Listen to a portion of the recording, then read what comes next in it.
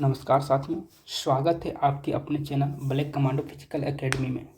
साथियों, हम यूनिट और मेजरमेंट पढ़ रहे हैं। यह जो यूनिट और मेजरमेंट जितने भी आर्मी के एग्ज़ाम हैं, तमाम एग्ज़ाम में यहाँ से भर भर के क्वेश्चन पूछा जाता है।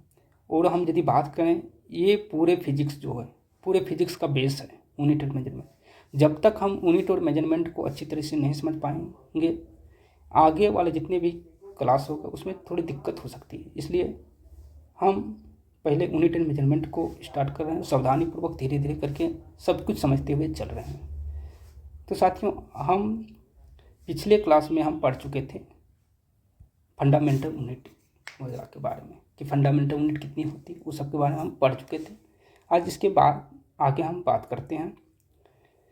फंडामेंटल यूनिट के बाद दो और यूनिट है जिसको बोलते हैं सप्लीमेंट्री यूनिट। वो दो कौन कौन से उसको हम देखते हैं।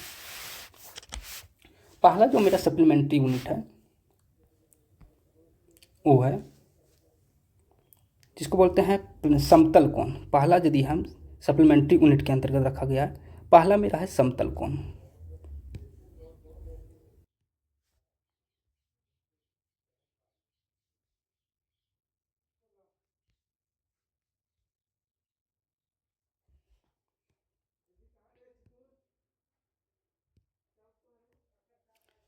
पहला यदि हम बात करें, फर्स्ट नंबर मेरा है समतल कोण।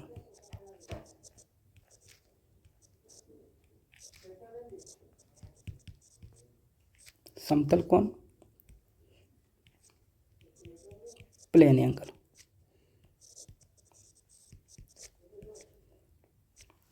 समतल कोण यानी प्लेन एंगल, इसको जो है सो हम रेडियन में मेजर करते हैं। रेडियन इंडिकेट इसको करेंगे RAD से, रेडियन। दूसरा मेरा है सॉलिड एंगल।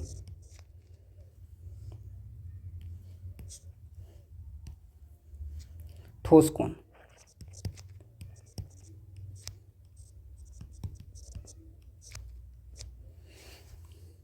Solid angle.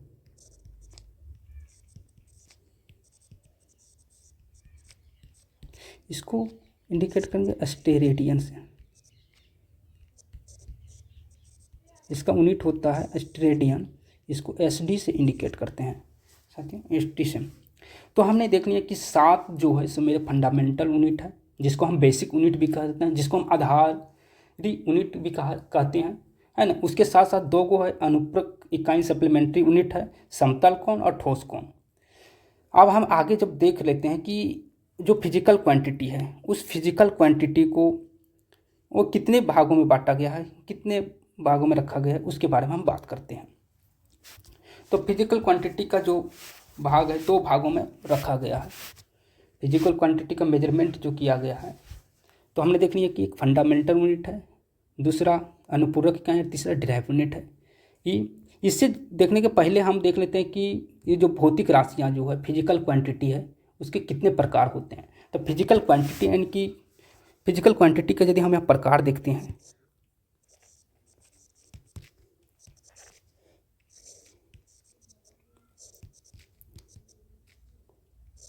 भौतिक राशि, इस भौतिक राशि का हम प्रकार की बात करें तो भौतिक राशि दो प्रकार का होता है। एक होता है अदिश राशि, अदिश राशि, और दूसरी होता है सदिश राशि। इसको भी साथ में हम देख लेते हैं। अदिश राशि को हम बोलते हैं स्केलर क्वांटिटी, स्केलर क्वांटिटी, और सदिश राशि को बोलते हैं हम वेक्टर क्वांटिटी, वेक्टर क्वांटिटी।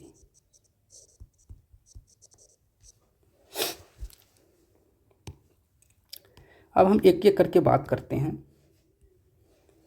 कि अदिश राशि क्या होता है। तो सबसे पहले हम पॉइंट बनाते हैं और लिखते हैं कि अदिश राशि क्या है। अदिश राशि, इसको हम समझने का प्रयास करते हैं। तो हम इसको बारे में बताएंगे कि वैसी भौतिक राशियाँ, वैसी भौतिक राशि, भौतिक राशि जिसमें केवल परिणाम हो, केवल क्या होना चाहिए, परिणाम होना चाहिए, केवल परिणाम, परिणाम का मतलब मैग्नीट्यूड, केवल मैग्नीट्यूड हो, केवल मैग्नीट्यूड, केवल परिणाम हो,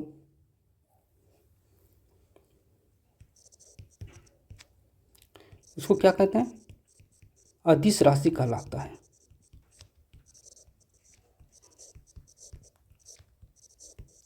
अब ये केवल परिणाम का मतलब क्या हुआ कि उसमें कोई डायरेक्शन नहीं होगा, है ना। इसमें क्या होगा, अदिश राशि में क्या होगा, अदिश माने बिना दिशा का, अदिश माने कोई दिशा नहीं है। इसमें केवल क्या रहेगा, केवल परिणाम होगा, क्या होगा, केवल परिणाम होगा, केवल परिणाम होगा। इसमें बोलेंगे दिशा है क्या, बोलेंगे दिशा नहीं है, इसमें कोई दिशा नहीं होगा। इसमें बोलेंगे कोई दिशा है क्या, इसमें बोलेंगे दिशा नहीं होगा। एक वर्ड यानी एक संक्षिप्त में हम लिख, एक ध्यान रख सकते हैं, अदिश राशि का माने परिणाम होगा, दिशा नहीं होगा। अब उसकी वो वैसी कौन सी फिजिकल क्वांटिटी है जिसमें केवल परिणाम होता है, दिशा नहीं होता है। तो वैसी जो फिजिकल क्वांटिटी है वो को हम देखने का प्रयास करते हैं कि वे फिजिकल क्वांटिटी कौन कौन सी है। तो जैसे हम बात करते हैं द्रव्यमान का, जैसे लंबाई, चौड़ाई, ऊंचाई, ये क्या है, कोई भी दिशा में लंबाई को ले लेते हैं, कोई भी दिशा में चौड़ाई, कोई भी दिशा में ऊंचाई, चौड़ाई ऊंचाई हो गया। उसके बाद हम बात करते हैं द्रव्यमान। उदाहरण के लिए हम बात करें एग्जाम्पल में, द्रव्यमान, द्रव्यमान का क्या होता है, जैसे कि हमको लेना है कि द्रव्यमान 5 kg आटा, 10 kg चावल, है ना। तो इसमें दिशा इंडिकेट हो रही है कोई चीज़ नहीं, इसमें 5 kg 10 kg केवल एक मैग्नीट्यूड दे रहा है, उसकी मात्रा का बता रहा है, केवल उसकी मात्रा का बता रहा है। तो द्रव्यमान हो गया मेरा, द्रव्यमान हो गया। उसके बाद यदि हम बात करेंगे दाब, दाब यानी कि जिस दाब जो सी हम चारों तरफ में लगाता है दाब, कोई दिशा फिक्स नहीं कि हमको केवल एक ही दिशा में दाब लगाएगा।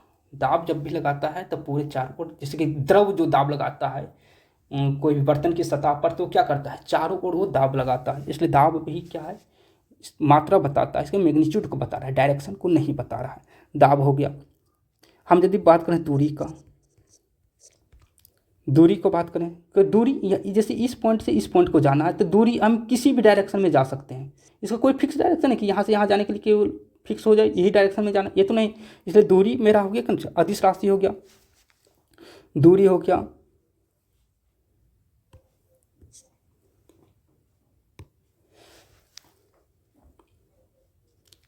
दूरी के साथ साथ यदि हम बात कर लेते हैं तो विद्युत धारा,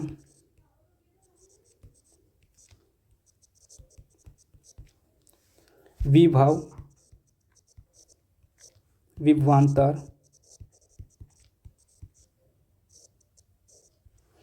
कार्य, ऊर्जा, शक्ति,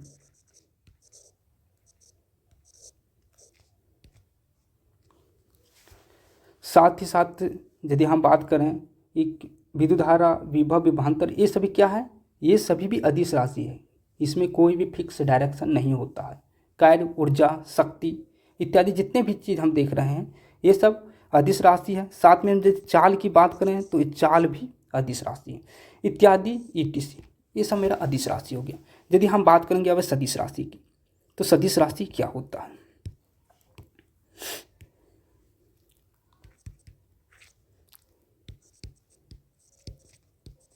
सदिश राशि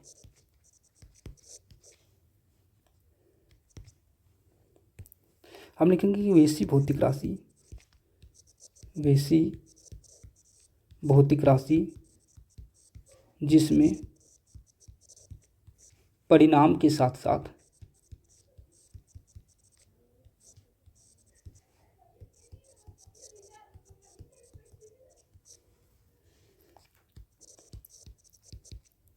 दिशा भी हो, परिणाम के साथ साथ क्या होना चाहिए, दिशा भी होना, यानी कि इसमें क्या होना, परिणाम भी होना चाहिए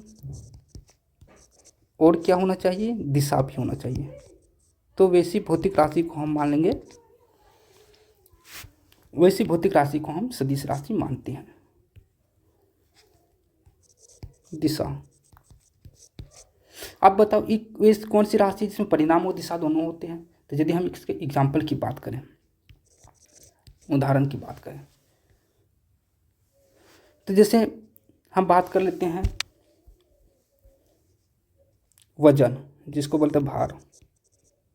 वजन यानी ये भार, क्यों भार कैसे हो गया वजन, भार, भार मेरे कैसे सदिश राशि। देखो भार किसको कहते हैं कि जब कोई पिंड पृथ्वी के केंद्र की ओर आकर्षित होती है तो उसे बोलते हैं भार। जब मान लीजिए ये कोई पिंड है, ये गुरुत्वीय पृथ्वी के गुरुत्व के कारण ये पृथ्वी की ओर आकर्षित हो रहा है, तो इसमें m द्रव्यमान का कोई पिंड पृथ्वी के g के कारण पृथ्वी की ओर आकर्षित हो रहा है, इसलिए भार बराबर W बराबर mg हो रहा है। यानी ये डायरेक्शन इसका फिक्स होगा कि वो पृथ्वी की ही ओर आकर्षित होगा, यानी इसका द्रव्यमान यानी परिणाम m ज्ञात हो गया और डायरेक्शन भी ये पता चल गया कि पृथ्वी की दिशा की ओर आकर्षित हो रहा है, इसलिए वजन और भार क्या हो गया मेरा सदिश राशि हो गया। फिर यदि विस्थापन की बात करें, विस्थापन, विस्थापन कैसे हो गया, तो देखो विस्थापन मेरा हो गया कि ये जैसे कि एक बिंदी है, ये बिंदी और ये बिंदी, तो दो बिंदु के बीच जो न्यूनतम दूरी होता है उसको हम बोलते हैं विस्थापन। तो ये न्यूनतम दूरी कब होगा, जब इस डायरेक्शन में हम सीधे हम क्या जाएंगे परपेंडिकुलर जाएंगे, तभी मेरा न्यूनतम दूरी का।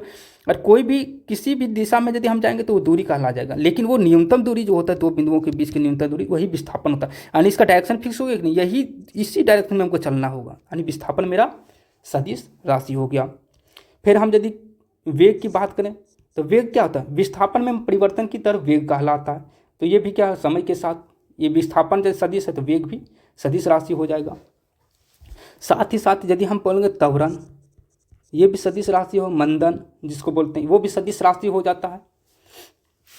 जैसे कि हम यदि बात बोल रहे कि बल, बल भी मेरा क्या है, बल आघूर्ण की बात बोलें, बल आघूर्ण की बात बोलें, ये भी मेरा क्या है, ये सब मेरा सदिश राशि हो गया है। ये सब मेरा क्या है, ये सब हम सदिश राशि के अंतर्गत रखते हैं, माने कि वैसी राशि जिसमें परिणाम भी दे रहा है और दिशा भी दे रहा है। बल क्यों है, क्योंकि बल जब किसी पिंड पर बल लगता है तब बल क्या होता है, जिस ओर बल लग रहा है उस ओर विस्थापित हो रहा है, यानी कि बल फोर्स बराबर मास इंटू एक्सीलरेशन, एक्सीलरेशन हो रहा है। एक्सीलरेशन मेरा क्या है, त्वरण सदिश राशि है, बल भी मेरा सदिश राशि होगा। साथियों अब हम आगे बात करते हैं ईटीसी, माने कि और हो सकता है इसमें बहुत सारे। आगे हम बात करते हैं कि हमने ये चीज़ को देख लिया, फंडामेंटल यूनिट को देख लिया कि कितना फंडामेंटल यूनिट होता है। अनुपूरक इकाई को देख लिया कि 2 अनुपूरक इकाई होते हैं। अनुपूरक इकाई की संख्या कितनी होती है, 2 होती है। अनुपूरक इकाई कितनी है, 2 है। समतल कोण और ठोस कोण। अब फिजिकल क्वांटिटी की यदि हम बात करें तो फिजिकल क्वांटिटी ने भौतिक राशि को कितने रूपों में रखा गया है, तो भौतिक राशि को 2 रूपों में रखा गया है, 2 भाग में बांटा गया है। चलिए साथियों अब हम बात करते हैं व्युत्पन्न मात्रक क्या होता है। तो वैसी भौतिक राशियाँ जो क्या होता है किसी दूसरे राशि पर डिपेंड हो, यानी कि जो बेसिक यूनिट जो है फंडामेंटल यूनिट हो, उस फंडामेंटल यूनिट पर आश्रित हो, उसको हम बोलते हैं व्युत्पन्न मात्रक। उसको क्या कहेंगे साथियों, उसको हम बोलेंगे व्युत्पन्न मात्रक। कि वैसी भौतिक राशियों जो स्वतंत्र नहीं होगा, अपने आप में स्वतंत्र नहीं होगा, यानी वो किसी दूसरे पर डिपेंडेंट है, इसको हम कहेंगे व्युत्पन्न मात्रक। यानी कि जो दूसरे से उत्पन्न हुआ हो, जो दूसरे से उत्पन्न हुआ हो, अपने आप में स्वतंत्र नहीं हो, उसको बोलेंगे हम व्युत्पन्न मात्रक।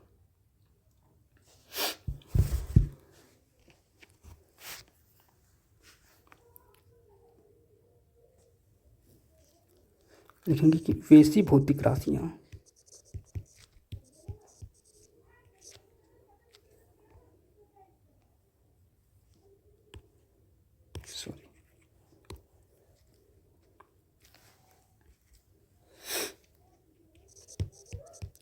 वैसी भौतिक राशि जो मूल राशि को बोलते हैं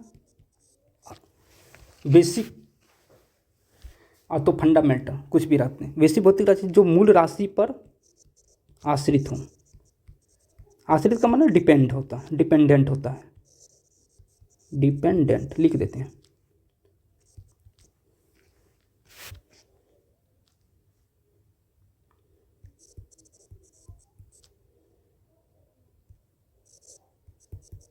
व्युत्पन्न मात्रक कहलाता है।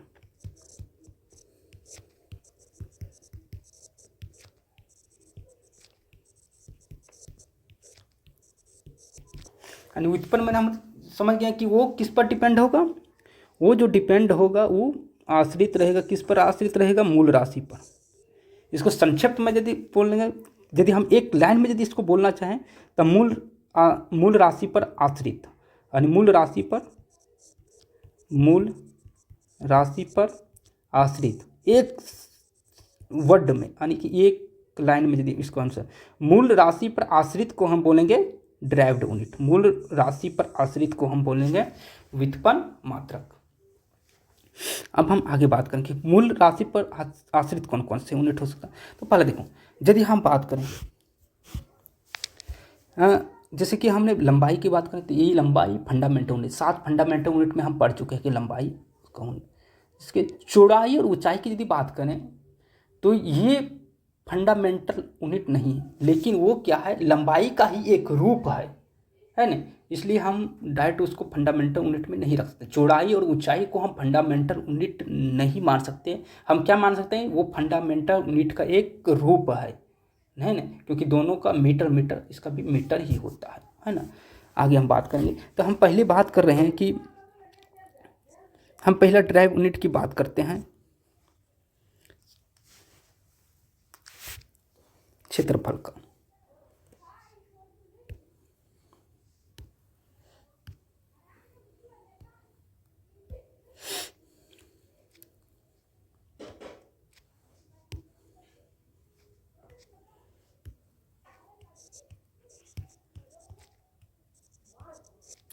क्षेत्रफल और एरिया।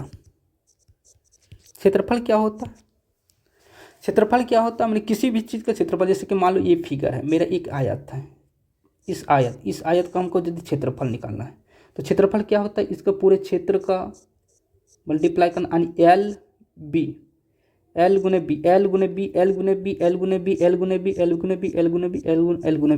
यानी एल इंटू बी, लंबाई गुने चौड़ाई को लेने पर पूरा मेरा एक क्षेत्रफल निकल जाता है ना। लंबाई गुने चौड़ाई को लेने पर मेरा क्षेत्रफल निकल जाता है। अच्छा, यदि हम इसको यूनिट निकालना चाहेगा तो ई लंबाई गुने चौड़ाई, इसको क्या लिख सकते हैं, लंबाई गुने चौड़ाई इक्वल टू क्षेत्रफल। तो लंबाई को हम किस में इंडिकेट करते हैं, मीटर में। यदि हमको इसको, हम सबसे यहाँ बेसिक मेरा क्या पर ध्यान ज़्यादा रहेगा, हमको ज़्यादा ध्यान रहेगा इसका यूनिट पर, कि हम किसी फिजिकल क्वांटिटी का यूनिट कैसे निकालते हैं। आखिर ये क्षेत्रफल किस पर डिपेंडेंट हो गया, फंडामेंटल यूनिट पर, इसलिए एक कैसा मात्र होगा, व्युत्पन्न मात्र होगा। खाली इतनी ध्यान रखना कि 7 गो मेरा फंडामेंटल यूनिट है और 2 गो मेरा सप्लीमेंट्री यूनिट है, बाकी बस जितना भी है सब मेरा व्युत्पन्न मात्रक है, डिराइव यूनिट है। खाली हमको इतना ध्यान रखना है, बाकी बस जितना भी है सबको हम व्युत्पन्न मात्रक में रख देंगे, है ना। तो देखिए, लंबाई गुने चौड़ाई, लंबाई को किस में मापते हैं, मीटर में, चौड़ाई को किस में मापते हैं, मीटर में, इसलिए इसका मात्रक क्या होगा, मीटर स्क्वायर। क्या होगा, मीटर स्क्वायर, इसी को बोलते हैं वर्ग मीटर। अच्छा, ये वर्ग मीटर जो होगा मेरा, ये किस रूप में हुआ, ये एसआई मात्रक हुआ। यदि सीजीएस में मान लें तो सेंटीमीटर स्क्वायर हो जाएगा। यदि सीजीएस में बात करेंगे तो ये हो जाएगा सेंटीमीटर स्क्वायर होगा। सेंटीमीटर गुने सेंटीमीटर बराबर होगा सेंटीमीटर स्क्वायर। ये कौन होगा, एसआई, लेकिन ये एसआई किसका रूप है, एमकेएस का ही परिवर्तित रूप एसआई है। और ये हो गया मेरा सीजीएस में, किसके में हो गया, सीजीएस में हो गया। अच्छा, यदि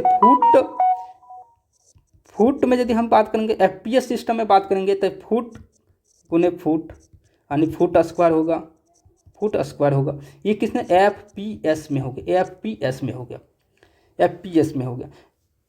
हम सब में बात नहीं करेंगे, एक दो में हम इससे बात करेंगे, बाकी बात अपने से निकाल सकते हैं, आराम से निकाल सकते हैं। सीजीएस में सेंटीमीटर, ग्राम और सेकंड, इससे कन्वर्ट करके एफपीएस में फुट, पॉइंट और सेकंड, इस रूप में हम रख सकते हैं, है ना। ये किस में हो गया, ये सीजीएस में हो गया, ये होगा मेरा सीजीएस में और ये होगा मेरा एफपीएस में। अच्छा, एक चीज़ यहाँ बात कर लेते कि हम डायमेंशन की यदि बात करना तो इसके विमा क्या होगा, डायमेंशन की बात। चलो लगे हाथ हम डायमेंशन की भी बात कर लेते हैं कि इसका विमाएँ क्या होगा, विमाएँ क्या होना चाहिए। तो विमाएँ निकालने के लिए फार्मूला क्या होता है कि जैसे हमको विमायों को निकालने के लिए MLT के फॉर्मेट में रखना पड़ेगा। MLT के फॉर्मेट, M का मतलब होता है मास, L का मतलब लेंथ, और टी का मतलब होता है टाइम। तो यहाँ पर हमको देखना पड़ेगा कि विमाई निकालने के लिए हम एक बड़े से ब्रैकेट लिखेंगे, उसमें देखेंगे मास, मास मतलब द्रव्यमान, यहाँ द्रव्यमान कोई है क्या, नहीं है, तो मास पर पावर 0 रख देंगे। लेंथ, लेंथ है क्या, लेंथ यानी लेंथ किसके लिए आया, लंबाई के लिए, लेंथ है, हाँ, लेंथ पर पावर यानी कि मीटर, मीटर किसके लिए है, यहाँ पर जो हम इसमें देखेंगे ये यूनिट में देखेंगे मीटर स्क्वायर किसके लिए है, लंबाई के लिए, तो एल स्क्वायर हो जाएगा। अच्छा, यहाँ पर समय का कहीं जिक्र हुआ है क्या, नहीं, तो समय का यदि जिक्र नहीं हुआ तो टी पर पावर 0 दे देंगे। ये मेरा हो गया डायमेंशन, किसके लिए हो गया, क्षेत्रफल का मेरा डायमेंशन फार्मूला आ गया। उसी प्रकार से हम बहुत सारे निकाल सकते हैं, बहुत सारे हम डिराइव यूनिट निकाल सकते हैं। दूसरा, हम यदि परिधि की बात करें, पेरीमीटर की बात करें, अरे परिमाप की बात करें, किसका बात करें, परिमाप, परिमाप यानी पेरीमीटर, पेरीमीटर।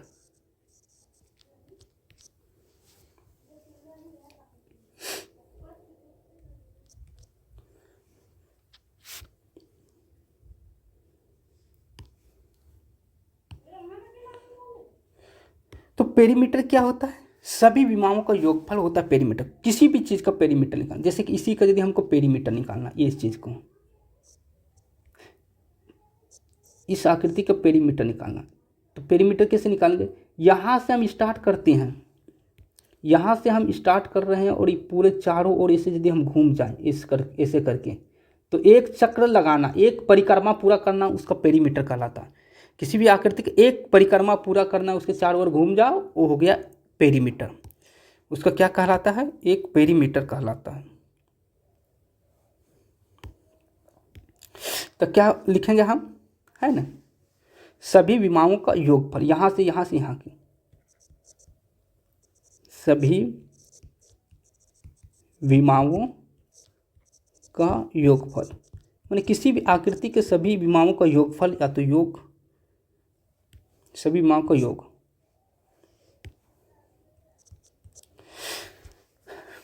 सभी विमाओं का योग। जैसे कि मान लो इसी आकृति का हम निकालना है, ए बी सी डी, तो हम लिखेंगे ए से बी की लंबाई प्लस बी से सी की लंबाई प्लस सी से डी की लंबाई प्लस डी से ए की लंबाई। ये मेरा हो गया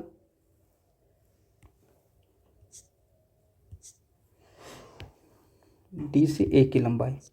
ये सभी मेरा क्या हो गया, अच्छा, ए से बी की लंबाई को मीटर में, यहाँ से यहाँ का मीटर, ये भी मीटर, ये भी मीटर, ये भी मीटर। तो देखो, यदि हम लंबाई में एक चीज़ को और ध्यान रखना है, इसमें फिजिक्स में एक चीज़ और ध्यान रखिए, यदि हम लंबाई में से लंबाई को जोड़ेंगे तो हमको लंबाई ही प्राप्त होगा, यदि लंबाई में से लंबाई को घटाएंगे तो भी लंबाई प्राप्त होगा, लंबाई में से लंबाई को गुना करेंगे, माने कोई भी चीज़, कोई भी फिजिकल क्वांटिटी को सेम के साथ यदि वो काम किया जाता है तो सेम प्राप्त हो रहा है। जैसे कि यहाँ पर सेम के साथ यदि योग कर रहे हैं तो सेम प्राप्त होगा, सेम के साथ यदि माइनस कर रहे हैं तो सेम प्राप्त होगा, सेम के साथ यदि गुना कर रहे हैं तो सेम प्राप्त होगा, है ना, और सेम के साथ यदि भागा दे रहे हैं तो कुछ नहीं प्राप्त, वन प्राप्त होगा। यहाँ पर देखते हैं, यदि कि मान लो कि देखते हैं 10 मीटर प्लस 10 मीटर 20 मीटर, यानी ये मीटर यानी 10 मीटर प्लस 10 मीटर, कहने का मतलब क्या होगा, 20 मीटर, यानी ये मीटर, ये भी मीटर, मीटर प्राप्त हो रहा है क्या, नहीं, हाँ। यदि हम यहाँ 10 मीटर माइनस 5 मीटर यहाँ यदि कर देंगे तो क्या प्राप्त हो रहा है मेरा, 5 मीटर। यहाँ पे मीटर, मीटर में से मीटर को माइनस किया मीटर आया ना, हाँ, वैसे प्रकार जब मीटर को मीटर से गुना करेंगे तो मीटर स्क्वायर ऐसे आएगा। ये चीज़ को ध्यान देना है। तो यदि हम यहाँ पर यदि हम इससे बात करें कि यदि हम सभी लंबाई को जोड़ देंगे तो यहाँ फिर भी यहाँ पर क्या प्राप्त होगा मेरा, मीटर प्राप्त होगा, क्या प्राप्त होगा, मीटर ही प्राप्त होगा, है ना। तो सभी विमाओं को योग पर, यहाँ पर मैंने, यहाँ पर मीटर, यहाँ मीटर, ये मीटर, ये मैंने यहाँ पर, तो सभी मीटर प्लस मीटर, यहाँ मीटर, यानी कि क्या मिल गया, यह मीटर। ये किस यूनिट में है, ये एसआई में मीटर है, जैसे सीजीएस में यदि मान सेंटीमीटर होगा, है ना, और एफपीएस में लिखेंगे तो फुट हो जाएगा। डायमेंशन इसका क्या होगा, केवल एल होगा, एम पर पावर 0 एल और टी पर पावर 0। ये हो गया मेरा परिमाप का डायमेंशन। क्षेत्रफल, ये कैसे राशि है, क्षेत्रफल अदिश राशि है, परिणाम भी कैसे राशि है, चलो हम साथ में इसको भी बात कर लेते हैं। ये कैसी राशि होगा, ये होगा अदिश राशि, अदिश राशि। ये किस राशि है, ये भी बोल देंगे हम इसको अदिश राशि, अदिश राशि, क्योंकि इसका कोई फिक्स डायरेक्शन नहीं है कि हमको इधर से घूमेंगे तब भी हमको परिमाप निकलेगा, इससे ऐसे भी घूम के हम तो परिमाप निकाल सकते हैं, कोई तो फिक्स डायरेक्शन नहीं है। इसलिए केवल परिणाम दे रहा है ना। उसके बाद हम यदि तीसरा की बात करें, तीसरी फिजिकल क्वांटिटी की बात कर लेते हैं।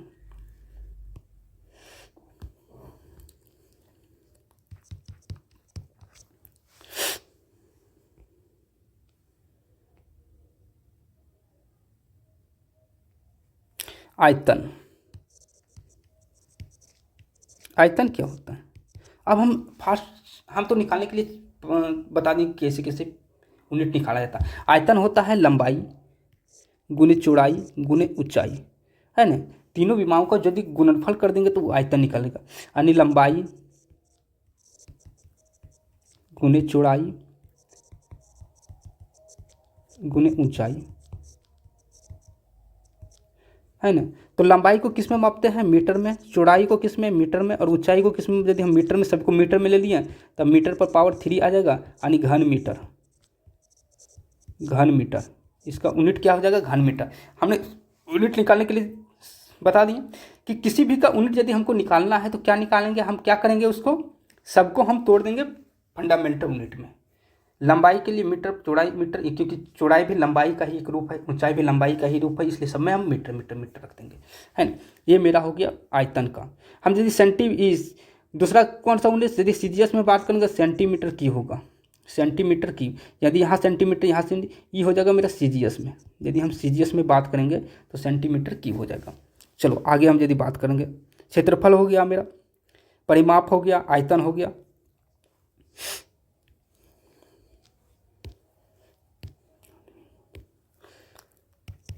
चलो आगे हम घनत्व की बात कर लेते हैं।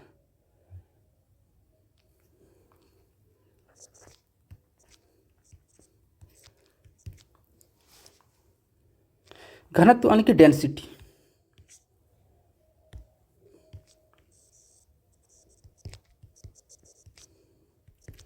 घनत्व यानी कि डेंसिटी, इसको बोलते हैं द्रव्यमान बटे आयतन। घनत्व इक्वल टू होता है द्रव्यमान बटे आयतन। द्रव्यमान बटे आयतन को घनत्व बोला जाता है। घनत्व तो द्रव्यमान यानी कि मास बटे वॉल्यूम, मास बाय वॉल्यूम। मास को m से और वॉल्यूम को v से इंडिकेट करता है। आयतन, आयतन को ही वॉल्यूम कहा जाता है, लिख लेते हैं। आयतन वॉल्यूम, मास बट्टे में। अच्छा, द्रव्यमान को किस में मापते हैं? हम पहले देख सकते हैं किलोग्राम में, केजी में। और आयतन को, अभी आयतन को देखिए ना, मीटर क्यूब में, मीटर क्यूब में। और यदि नहीं जानता है तो हम यहाँ पर फिर लिख सकते हैं लंबाई गुना चौड़ाई गुना ऊंचाई, इस प्रकार से। अब यहाँ पर केजी पर मीटर क्यूब, ये हो गया मेरा घनत्व का मात्रक, ये मेरा हो गया यूनिट। हम इसको डिटेल में पढ़ेंगे जब हम चैप्टर बारीकी से पढ़ेंगे, उस समय हम पूरा डिटेल में पढ़ेंगे घनत्व क्या होता है ना, उस प्रकार। अभी हम केवल इसका यूनिट की बात कर रहे हैं, यूनिट निकालने का हम यूनिट निकालने के लिए हम सोच रहे हैं, यूनिट देख रहे हैं निकाल कर केवल। और हम जब हम चैप्टर पढ़ेंगे अलग अलग चैप्टर, उस समय हम देखेंगे इसके आगे।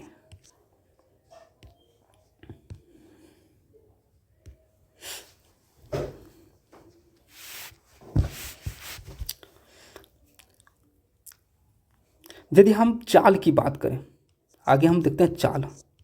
ये भी आयतन भी क्या है मेरा? अदिश राशि। और घनत्व भी मेरा क्या है? अदिश राशि। चाल यानी कि स्पीड। चाल बराबर क्या होता है फॉर्मूला? दूरी बटा समय। चाल बराबर दूरी बटा समय। दूरी बटा समय। दूरी को हम किस में मापते हैं? दूरी को किस में मापते हैं? यानी डिस्टेंस अपॉन टाइम, यानी डी बटे T, distance upon time. Distance को हम किस में माप रहे हैं? डिस्टेंस को माप रहे हैं मीटर में, और टाइम को माप रहे हैं सेकंड में। इसलिए इसका यूनिट होगा मीटर पर सेकंड, मीटर पर सेकंड। और सेंटीमीटर पर सेकंड। आज की यदि हम क्या बोलते हैं इसको, विमाएँ की बात कर रहे हैं तो एम मास है क्या? मास यहाँ नहीं, एम पर पावर 0। मीटर किसके लिए? लेंथ के लिए एल। और सेकंड किसके लिए? टाइम के लिए टी पर पावर -1। ये मेरा डायमेंशन हो गया। अच्छा, ये चाल क्या होते हैं? चाल बराबर क्या होता है? किसी पिंड द्वारा इकाई समय में तय की गई दूरी को चाल कहते हैं। इकाई समय में तय की गई दूरी को चाल कहते हैं, किसी पिंड द्वारा, है ना। तो ये भी चाल कैसा हो गया? अदिश राशि हो गया। यानी ये भी अदिश राशि, ये भी अदिश राशि, ये भी अदिश राशि हो गया। यदि हम यहाँ वेग की बात करें, चलो आगे हम वेग की बात कर लेते हैं। 6ठा नंबर में हम वेग की बात करें, यानी वेलोसिटी। वेलोसिटी क्या होता है? इसमें होता है वेलोसिटी बराबर विस्थापन बटे समय, विस्थापन बटे समय, इसको बोलते हैं वेलोसिटी। और विस्थापन को एस से इंडिकेट किया जाता है, समय को टी से। अच्छा, विस्थापन को किस में मापते हैं? मीटर में, और सेकंड को, टाइम को सेकंड में, यानी मीटर और ये सेकंड, यानी इसका भी यूनिट होगा मीटर पर सेकंड। लेकिन यह ध्यान रखना, ये क्या है? वेग मेरा सदिश राशि है, यानी ये कैसा राशि है? वेक्टर क्वांटिटी है। ये कैसा राशि है? सदिश राशि है, सदिश राशि है, ये सदिश राशि। क्यों? क्योंकि ये बोला जाता है इकाई समय में निश्चित दिशा में, इसका दिशा फिक्स कर दिया, निश्चित दिशा में तय की गई विस्थापन को वेग कहते हैं, है ना। इसका यदि हम इसका डायमेंशन की बात करेंगे तो एम, मास नहीं, एल टी पर पावर -1। कहाँ से लिख रहे हैं? यहाँ से लिख रहे हैं। मीटर किसके लिए आया? लेंथ के लिए। और सेकंड किसके लिए आया? टाइम के लिए। हम यहाँ से डायमेंशन इससे निकाल सकते हैं।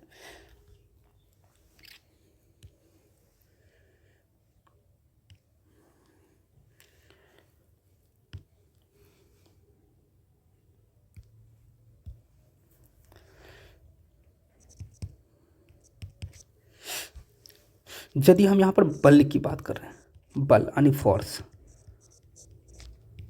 बल, बल क्या होता है? बल बराबर होता है द्रव्यमान गुणे त्वरण।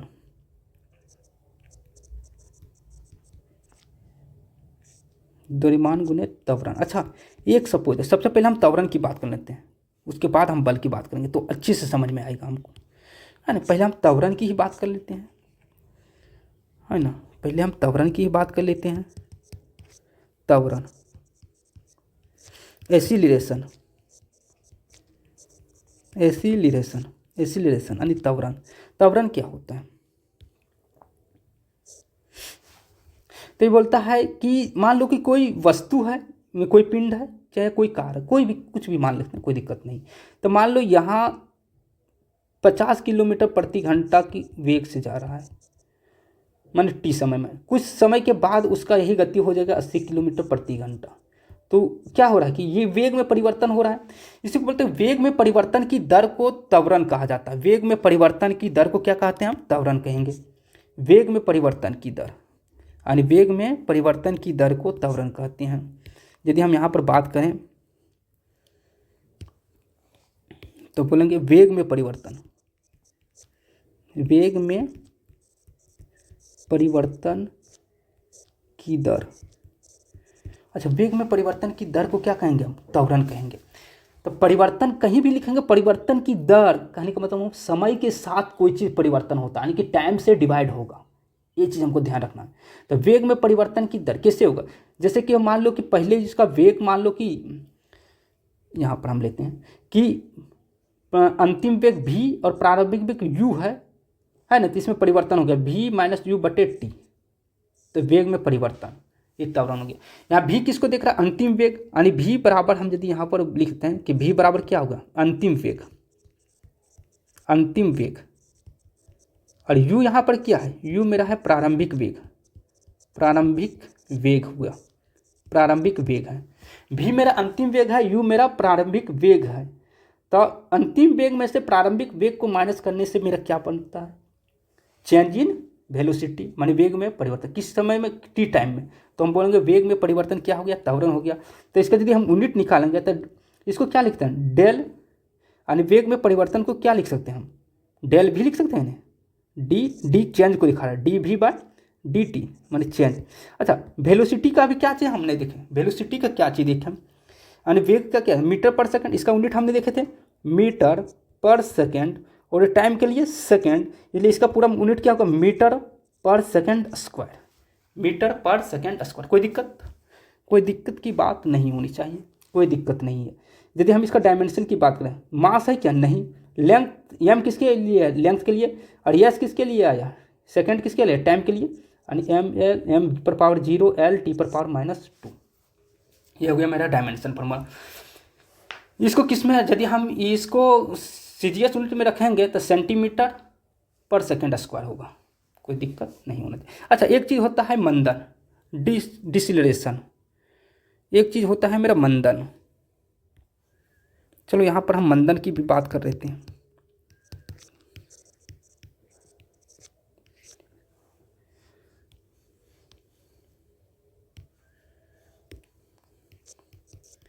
डिसिलिरेशन, डिसिलिरेशन ये मंदन क्या होता है? तो ये भी होता है वेग में परिवर्तन की दर को मंदन कहते हैं, लेकिन एक नेगेटिव होगा। ये क्या होगा? नेगेटिव हो जाएगा। जैसे मान लो कोई कार तेजी से आ रहा है, धीरे धीरे रुक रहा है, यानी पहले ज़्यादा स्पीड था, अब कम स्पीड है, ये नेगेटिव को दिखाएगा। वेग में परिवर्तन हो रहा है, लेकिन कैसा परिवर्तन हो रहा है? नेगेटिव हो रहा है, यानी नेगेटिव ऋणात्मक हो रहा है। ऋणात्मक वेग में परिवर्तन हो रहा है, वेग में परिवर्तन हो रहा है यहाँ पर भी, लेकिन यदि परिवर्तन यदि ऋणात्मक होगा, कैसा होगा? यदि यहाँ नेगेटिव होगा, कैसा होगा? यदि नेगेटिव होगा, वेग में परिवर्तन कैसा होगा? नेगेटिव होगा, तो उसको बोलते हैं मंदन। जैसे कि कैसे? सपोज दैट, जैसे कि मान लें कोई कार जो है 50 किलोमीटर प्रति घंटा की वेग से गतिशील है, अब वो 30 किलोमीटर प्रति घंटा वेग प्राप्त किया, तो क्या हो रहा है? वेग में परिवर्तन यहाँ अंतिम वेग में से अंतिम वेग तो ये है, और शुरू में वेग 50 था, तो 30 में से 50 -20 किलोमीटर प्रति घंटा, यानी 1 घंटा में -20 किलोमीटर प्रति घंटा हो रहा है। यानी इसका वेग में परिवर्तन क्या हो रहा है? माइनस हो रहा है। जब माइनस में परिवर्तन होगा, वेग में परिवर्तन, तो उसको बोलते हैं हम मंदन। उसको क्या कहते हैं? मंदन। अब इसका भी यूनिट क्या होगा? इसका भी यूनिट वही होगा जो मेरा त्वरण का हो रहा था, यानी इसका भी यूनिट क्या होगा? त्वरण का जो हो रहा था, यानी कि मीटर पर सेकेंड स्क्वायर, क्योंकि हम पहले बता चुके हैं ऊपर में, हम डायरेक्ट इसका यूनिट लिख रहे हैं, मीटर पर सेकेंड स्क्वायर, या तो सेंटीमीटर पर सेकेंड स्क्वायर, है ना। अच्छा, ये दोनों क्या है? त्वरण और मंदन दोनों क्या है? सदिश राशि है।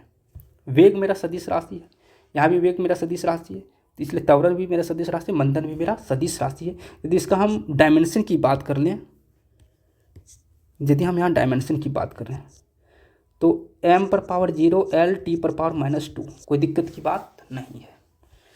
अब हम यहाँ बल की बात कर लेते हैं, क्योंकि अब त्वरण तो मेरा पता चल गया ना, अब हम बल को आसानी से बात कर सकते हैं यहाँ बल के बारे में। 9 नंबर यहाँ बल, बल यानी फोर्स। बल क्या है? तो बोलते हैं कि किसी भी पिंड पर जब बाहरी कारक माने कि कारक लगाया जाता, माने कि अध्यारोपित किया जाता, कोई प्रचंड कारक लगाया जाता, तो वो उस पिंड में क्या होगा? कोई गति होगा, उसमें उसकी अवस्था में परिवर्तन होगा, और वो पिंड अपनी अवस्था में परिवर्तन का विरोध करने लगेगा, है ना। उसी को बोलते हैं बल। बल क्या है? बल वह भौतिक कारक है जो किसी पिंड पर लगकर उसके अवस्था में परिवर्तन करता है, या उसके अवस्था में परिवर्तन करने का चेष्टा करता है, उसी को हम बल कहते हैं। तो बल भी मेरा क्या होगा? ये सदिश राशि, मंदन भी सदिश राशि, बल भी मेरा सदिश राशि। इसको बोलेंगे द्रव्यमान गुने त्वरण। क्या बोलेंगे हम? द्रव्यमान गुने त्वरण। इसको बोलते हैं mass into acceleration, mass into acceleration. अच्छा, यदि हम यहाँ पर बात करेंगे तो मास यानी कि एक यदि हम इसको यूनिट डायरेक्ट हम यहाँ यदि हम निकालना चाहते हैं, मास को यानी केजी में, किस में हम मापेंगे? किलोग्राम में। और एक्सीलरेशन को अभी देखें ना, मीटर पर सेकेंड स्क्वायर, मीटर पर सेकेंड स्क्वायर, यानी केजी मीटर पर सेकेंड स्क्वायर। ये किसका हो गया? ये मेरा बल का मात्रक हो गया, किलोग्राम मीटर पर सेकेंड स्क्वायर। ये किस रूप में हुआ? ये है मेरा MKS सिस्टम में, MKS सिस्टम में हुआ, MKS सिस्टम में हुआ। ये यूनिट मेरा जो है केजी मीटर पर सेकेंड स्क्वायर MKS में है। अच्छा, यदि हम इसको SI यूनिट की बात करें, चलो एक चीज़ और इसको थोड़ा सा और डिटेल करके बताने का, समझाने का प्रयास करते हैं। देखो, यदि हमको इसका यूनिट नहीं पता है डायरेक्ट, हमको एक्सीलरेशन का भी यूनिट नहीं पता है, तो हमने क्या बताए थे सबसे पहले कि यदि हमको किसी भी का यूनिट यदि नहीं पता है, तो कोई भी ड्राइव यूनिट का यूनिट पता करना है, तो सबसे पहले हम फंडामेंटल यूनिट उसमें खोजने का प्रयास करेंगे। तो हम फंडामेंटल, जैसे कि हमको ये तो मिल गया कि द्रव्यमान मेरा एक फंडामेंटल यूनिट है, हमको तो ये तो मिल गया, लेकिन एक्सीलरेशन मेरा फंडामेंटल यूनिट में नहीं आता। हम पहली क्लास में इसकी चर्चा कर चुके थे कि एक्सीलरेशन मेरा फंडामेंटल यूनिट नहीं आता है, केवल मेरा फंडामेंटल यूनिट 7 है जिसके अंतर्गत एक्सीलरेशन नहीं आता। तो क्या करेंगे हम? इसको हम फंडामेंटल यूनिट में तोड़ने का प्रयास करूँगा। तो क्या करेंगे? जैसे कि एक्सीलरेशन बराबर क्या होता है? वेलोसिटी अपॉन टाइम, यानी change in velocity upon time. अच्छा, वेलोसिटी भी मेरा क्या? वेलोसिटी भी मेरा कोई तो फंडामेंटल यूनिट तो है ही नहीं। तो इसको भी हम यदि फंडामेंटल यूनिट में तोड़ना चाहेंगे तो वेलोसिटी बराबर क्या होता है? वेलोसिटी बराबर होता है, यदि हम इसको और तोड़ने का प्रयास करेंगे तो वेलोसिटी बराबर होता है विस्थापन बटे समय, यानी वेलोसिटी की जगह पर हम लिख सकते हैं यहाँ पर विस्थापन बटे समय यानी एस बटे टी, और ये वाला टी है ना। एस यानी विस्थापन, विस्थापन ये क्या है, लंबाई का ही एक रूप है, यानी कि फंडामेंटल का एक रूप में आ गया। फंडामेंटल यूनिट नहीं है बल्कि उसका एक रूप है ना। टाइम भी मेरा क्या है, फंडामेंटल यूनिट। अब हम यहाँ आसानी से इसका यूनिट निकाल सकते हैं। या तो यदि हमको याद है वेग का, तो हम त्वरण का, तो हम डायरेक्ट यहाँ अप्लाई कर सकते हैं। यदि नहीं है तो हम ये वाला चीज़ को अप्लाई करेंगे, इस तरीका को अपनाएंगे। अब यहाँ पर यदि हम देखेंगे तो यह मास हो गया एम एस बटा में टी स्क्वायर, एम एस बटे में टी स्क्वायर। अच्छा, यस किसको दिखा रहा है, यस दिखा रहा है विस्थापन को, स्पीड को नहीं। ध्यान देना, यस हम यहाँ डिनोट कर रहे हैं विस्थापन के लिए, यानी विस्थापन के लिए। अच्छा, इसको यदि हम यूनिट यहाँ से यदि हम निकालने का प्रयास करेंगे तो क्या निकल जाएगा, क्या निकलेगा, मेरा मास यानी केजी, और ये मेरा विस्थापन है यानी कि किसका, विस्थापन को किस में मापते हैं, मीटर में, और समय यानी कि टी स्क्वायर यानी सेकंड का स्क्वायर, यानी कि इसको यदि हम और तोड़ेंगे तो केजी मीटर पर सेकंड स्क्वायर। देखा कैसे निकाले, सो हम कैसे निकाले, देखा ना कि इसको क्या करना है। यदि नहीं पता है कुछ भी तो हम फंडामेंटल यूनिट की ओर जाएंगे। फंडामेंटल यदि हम ये सब पढ़ लेंगे, एक दो क्लास और करेंगे तो आसानी से हम हर चीज़ को समझ जाएंगे, आसानी से हम हर चीज़ को देखते हुए चलेंगे। अब यदि यहाँ पर बात करेंगे तो केजी मीटर पर सेकंड स्क्वायर, ये किस रूप में है, ये इसका एमकेएस रूप बताते हैं, ये है एमकेएस रूप में। यदि लेकिन हम इसको एसआई सिस्टम में यदि बात करना चाहेंगे कि इसका एसआई रूप में क्या होगा,